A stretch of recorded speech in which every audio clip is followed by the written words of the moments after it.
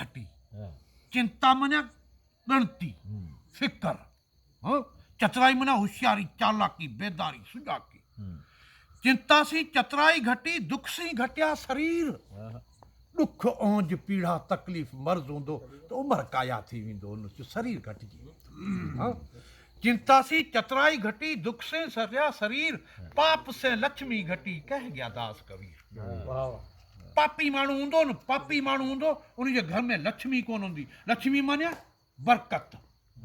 उनजे घर में पापी माण्हू जे घर में बरकत हूंदी कोन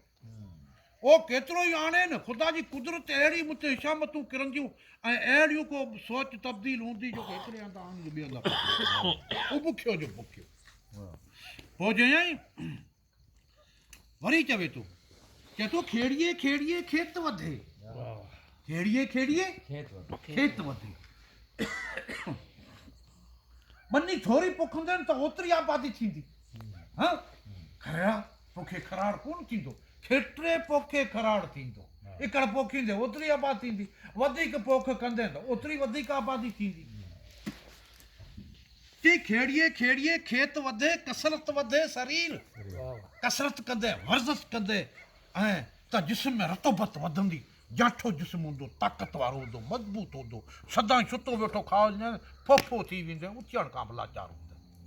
हा पाण ॾिठा हिते ॾिठा मल कंदे ही बसरीअ वारा मेघवाड़िया टीखली आहे ॾिकी आहे जंहिंमें पा वधनि अहिड़ा डुग डुग बंद किरायनि ते हा वर्जिश थींदी हुनजी ट्रेनिंग हुई हुनजी हा तॾहिं चई छा किथे छॾियो खेड़िए खेड़िए खेत वधे कसरत वधे शरीर पत्थर लिखिए प्रेम वधिए कह गया दास पत्थर माने चिट्ठी चिट्ठी ख़त वीदो पियो 15 ॾींहं 10 ॾींहं त यादि ताज़ी बीठी हूंदी जे न ख़त लिखंदा आहिनि विचा बाज़ ॿियो पियो झटि खणी हा त इहो सही कबीर आहे कबीर चवे थो हाणे चवे थो कबीर